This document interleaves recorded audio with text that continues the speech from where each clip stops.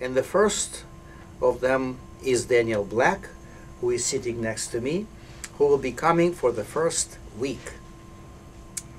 Anyway, I would like Daniel briefly to tell our listeners about yourself and about your years of studies here at Northwestern, and mainly how you managed to hide all the bruises you received through the conducting lessons. Well, it's wonderful to be part of this music festival, and I'm certainly very happy to be back. Like you, Victor, I actually studied for a couple of years in St. Petersburg, Russia, St. Petersburg Conservatory.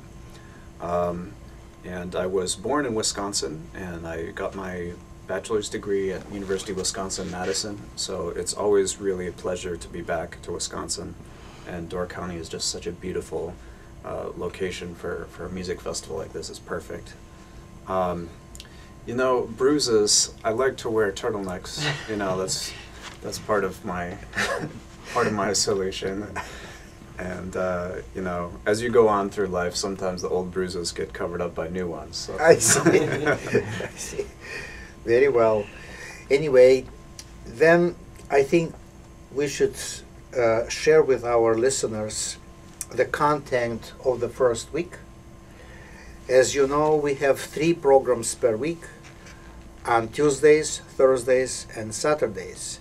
Each of those programs has unique twist in many different ways, twist and angles. And so let's start with the first program.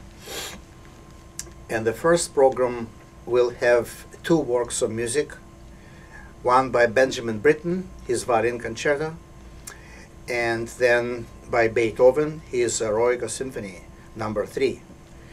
Of course, there are many reasons why certain pieces are chosen, and I will tell you exactly that Benjamin Britten's Violin Concerto is chosen to celebrate centennial of Britten's birth. And I've chosen a wonderful soloist to perform that piece. His name is Ilya Kaller, or you like to say it Kaler, and that's just up to you. We're all in a free world. You want to say Kaller, it's fine with me. But his name is Ilya Kaller, and he is from Moscow, just like me. He went to the same conservatory, Moscow Conservatory. He won many international competitions and have a number of gold medals in his chest at home. He's a professor of violin at DePaul University, downtown Chicago. And he's been to Peninsula Music Festival numerous times. The last time substituting actually on a very short notice for our former concertmaster Valentin Zhuk, who was refused an enter visa by our glorious Department of Immigration. Anyway, so Ilya Kaller came on a very short notice to perform Khachaturian Violin Concerto, and he played like God. And so I immediately decided to invite him back, and this time he will play for us Violin Concerto by Benjamin Britten. Any word about Benjamin Britten, his Violin Concerto? Well, it's written right at the beginning of World War II, and you know, looking at this program, I think one of the really fascinating things about it, it's a subtle connection, but Beethoven's Eroica Symphony is one of the most famous examples of a composer being disillusioned. He originally dedicated it to Napoleon Bonaparte, and who was, you know, sort of an ideal for freedom and a new way of thinking in Europe at the time of total autocracy and tyranny. But then Napoleon declared himself emperor, and Beethoven thought he's no better than anyone else, and he very famously ripped that dedication page out of his score. Now, in a similar sense, Benjamin Britten was legendarily a pacifist and was very disillusioned with warfare. And at the dawn, or the eve of World War II, this horrible, you know, the most horrible period of our era, he was working on this violin concerto, and so he came up with a piece that has this sense of almost despair of, you know, it doesn't matter how it ends, just the fact that the war is happening was to Britain a great tragedy. So I think there's an interesting parallel between those two. It has slow movements surrounding a faster movement in the concerto, the opposite of what you normally find in a concerto piece. Thank you very much, Dan. I'm actually very, very proud of my public again because they never actually mind me introducing to them very off the main road pieces of music, including modern concertos. And of course, Benjamin Britten is one of those modern 20th century concertos. It was performed once in our festival, perhaps 10 or 12 years ago. And then on Thursday, I will introduce public to what I call mini fest of Russian wonders. And there are many, many interesting connections between those Thursdays. So the first Thursday will be dedicated to music of Pyotr Ilyich Tchaikovsky, who was a graduate of St. Petersburg Conservatory, just like me and Dan Black. And so we are going to keep up another interesting novelty of those Thursdays. And that interesting novelty is video presentation. Video presentation. Although the music of this particular concert is not always programmatic, because we're going to have a cellist performing cello music of Tchaikovsky, and that cellist is Denise Jokic, who was from Halifax, Nova Scotia, and she's going to play for us 3 small works by Tchaikovsky: the Nocturne, the Pezzo Capriccioso, and Rococo Variations. And then it will be followed by major work by Tchaikovsky called his Manfred Symphony, which is not symphony at all, but a large symphonic poem in 4 parts, quite similar to the other poem by Hector Berlioz called Harold in Italy, also in 4 parts.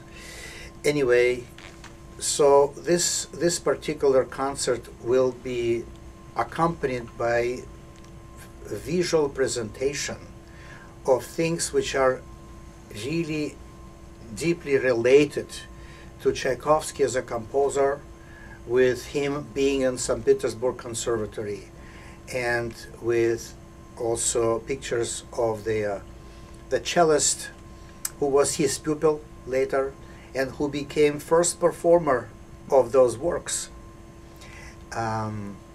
His name was Anatoly Brandukov. He was very famous cellist in that era. As I said, traveled with Tchaikovsky abroad to Europe, performing those pieces as well.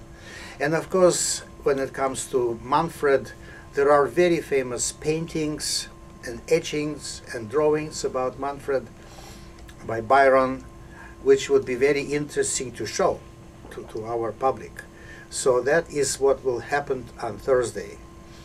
And of course, I think it will be very interesting for people to see also nice pictures of the city, of the center of St. Petersburg, since we love that place so much.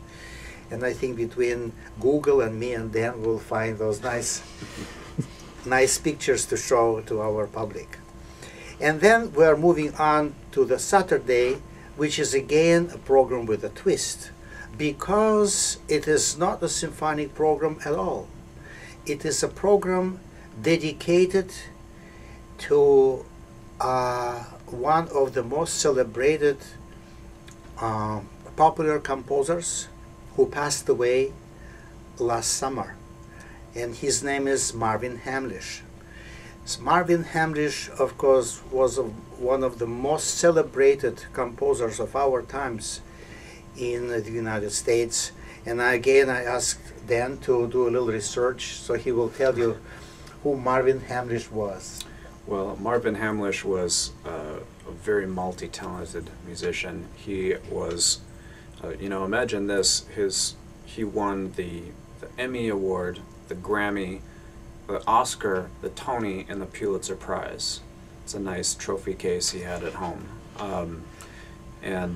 He wrote a number of musicals and theater works. And 44 movies, too. And 44 movie soundtracks and countless other arrangements. And he was famous for the soundtrack to The Sting, Spy Who Loved Me, 3 Men and a Baby, How to Lose a Guy in 10 Days, and many others. And besides that, he was also a really great conductor. He conducted almost all of the major orchestras in America, and had a brilliant career. And he wasn't so old, when he passed away. It was unexpected. Yes, I have to admit with great sorrow that he was younger than me.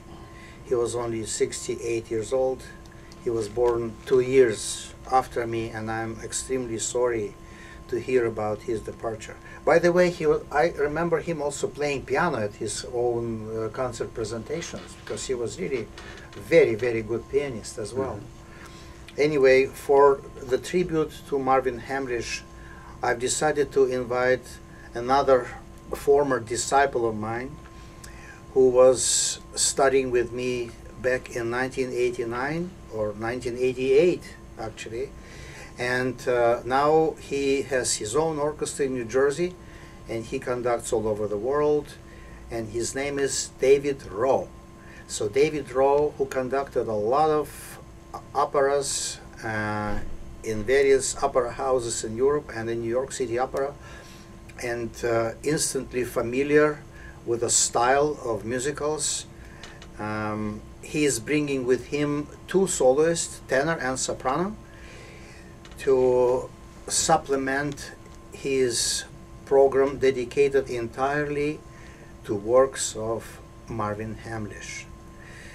So this is probably the end of my preamble to the first week. So I would like to say thank you to Dan and introduce